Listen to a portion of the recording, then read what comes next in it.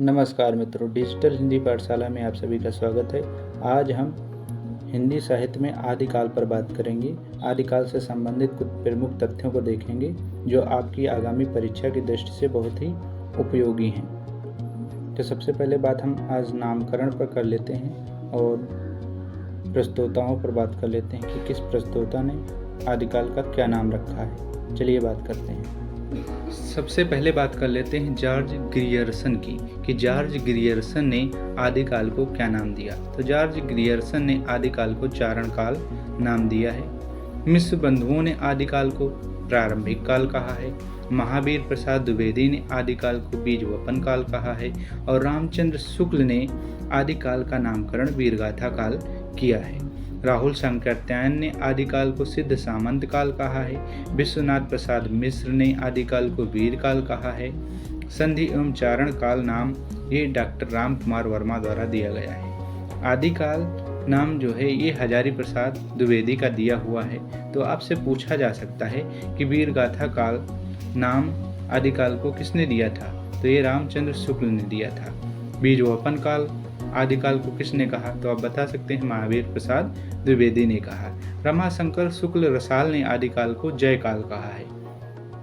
सुमन राजे मोहन अवस्थी ने आदिकाल को आधार काल कहा है। धीरेन्द्र वर्मा बच्चन सिंह ने आदिकाल को भ्रंश काल कहा है। वासुदेव सिंह ने आदिकाल को उद्भव काल कहा है। राम खिलावन पांडे ने आदिकाल को संक्रमण काल कहा है। अब हम आगे बात करते हैं। तो आप सभी लोग आदिकाल का नाम और उसके प्रस्तोता अवश्य याद रखें, इससे एक क्वेश्चन बन सकता है।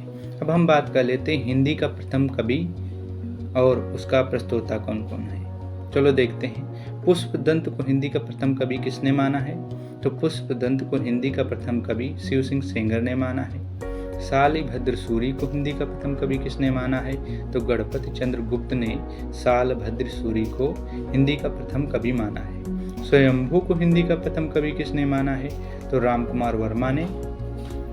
और सराहपा को हिंदी का प्रथम कवि किसने माना है, राहुल सांकृत्यायन ने। अब्दुल रहमान को हिंदी का प्रथम कवि किसने माना है, तो आप बता सकते हैं हजारी प्रसाद द्विवेदी ने। विद्यापति को हिंदी का प्रथम कवि किसने स्वीकार किया है, तो विद्यापति को हिंदी का प्रथम कवि बच्चन सिंह ने स्वीकार किया है। राजा मुंज को हिंदी का प्रथम कवि चंद्रधर शर्मा गुलेरी ने माना है। यदि आपसे सामान्य रूप से पूछ लिया जाए कि हिंदी का प्रथम कवि कौन है, तो आप बता सकते हैं हिंदी का प्रथम कवि सरापा है। और यदि प्रस्तोता का नाम लेकर पूछा जाता है कि किस प्रस्तोता ने किसको हिंदी का प्रथम कवि माना है, तो उसको उस प्रस्तोता के अनुसार बताना है कि किसने किसको प्रथम कवि हिंदी का माना है। सामान्य रूप से हिंदी का प्रथम कवि सरापा है। हिंदी की प्रथम साहित्यिक रचना कौन सी है, और यदि आपसे पूछा जाए कि हिंदी की प्रथम साहित्यिक रचना कौन सी है, तो आप बता सकते हैं श्रावकाचार। धनपाल कृत श्रावकाचार हिंदी की प्रथम साहित्यिक रचना है। हिंदी का प्रथम कवि सराहपा को स्वीकार किया जाता है। चलिए अब आगे बात कर लेते हैं कि देवसेन कृत श्रावकाचार को हिंदी की प्रथम रचना माना जाता है। देवसेन कृत श्रावकाचार को हिंदी की प्रथम रचना माना जाता है। जॉर्ज ग्रियर्सन ने आदिकाल के अंतर्गत 9 कवियों को शामिल किया था। मिश्र बंधुओं ने आदिकाल में सबसे पहले 19 कवियों को शामिल किया था। फिर अगले संस्करण में सिद्धों एवं नाथों को शामिल कर संख्या 75 कर दी। आचार्य शुक्ल ने आदिकाल को अनिर्दिष्ट लोक प्रवृत्ति का युग कहा है। आपसे पूछा जा सकता है कि अनिर्दिष्ट लोक प्रवृत्ति का युग नाम आदिकाल को किसने दिया, तो आप बता सकते हैं आचार्य शुक्ल ने। आचार्य शुक्ल ने आदिकाल को अनिर्दिष्ट लोक प्रवृत्ति का युग कहा है। आचार्य हजारी प्रसाद द्विवेदी ने आदिकाल को अत्यधिक विरोधी और व्याघातों का युग घोषित किया है। तो अत्यधिक विरोधी और व्याघातों का युग आदिकाल को किसने घोषित किया है, तो आचार्य हजारी प्रसाद द्विवेदी ने घोषित किया है। रामचंद्र शुक्ल ने कहा है कि उस समय जैसे गाथा कहने से प्राकृत का बोध होता था, वैसे ही दोहा या दूहा कहने से अपभ्रंश का पद्य समझा जाता था। तो ये कुछ कथन है, आप लोगों को इनको याद रखना है। आचार्य हजारी प्रसाद द्विवेदी का कथन है, दोहा या दूहा अपभ्रंश का अपना छंद है, उसी प्रकार जिस प्रकार गाथा प्राकृत का अपना छंद है। तो आप लोग याद रखना कि जो है दोहा या दूहा ये अपभ्रंश का छंद है और गाथा प्राकृत का छंद है। ये विशेष कथन है, ये विशेष बातें आप लोगों को अच्छे से याद रखना है, पेपर में सीधे सीधे क्वेश्चन बन सकता है। हजारी प्रसाद द्विवेदी ने अपने ग्रंथ हिंदी साहित्य का आदिकाल में लिखा है। इस प्रकार 10वीं से 14वीं शताब्दी का काल, जिसे हिंदी का आदिकाल कहते हैं, भाषा की दृष्टि से अपभ्रंश का ही बढ़ाव है।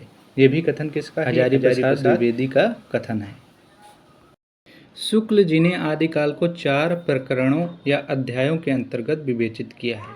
प्रथम प्रकरण है सामान्य परिचय, द्वितीय प्रकरण है अपभ्रंश काव्य, तृतीय प्रकरण है देश भाषा काव्य और चतुर्थ प्रकरण है फुटकल रचनाएं।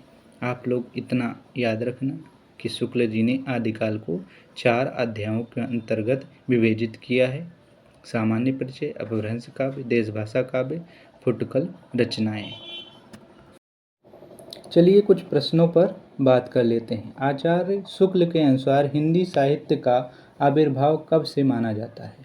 आपके पास ऑप्शन है प्राकृत से, संस्कृत से, प्राकृत की अंतिम अपभ्रंश अवस्था से, पाली से।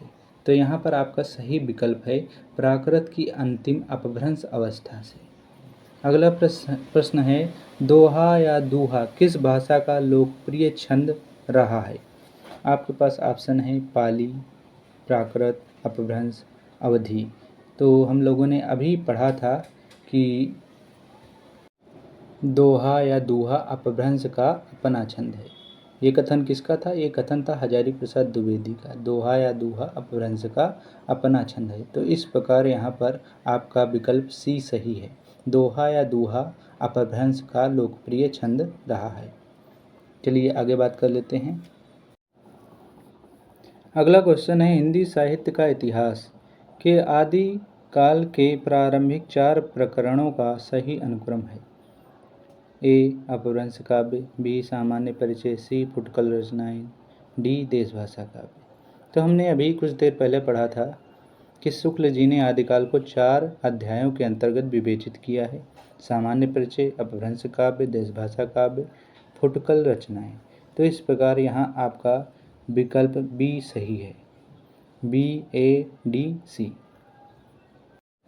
चलिए एक प्रश्न पर और चर्चा कर लेते हैं। अपभ्रंश के प्रथम महाकवि कौन थे? तो यहाँ पर विकल्प है हेमचंद्र, रामचंद्र, स्वयंभू, प्रभु सूरी।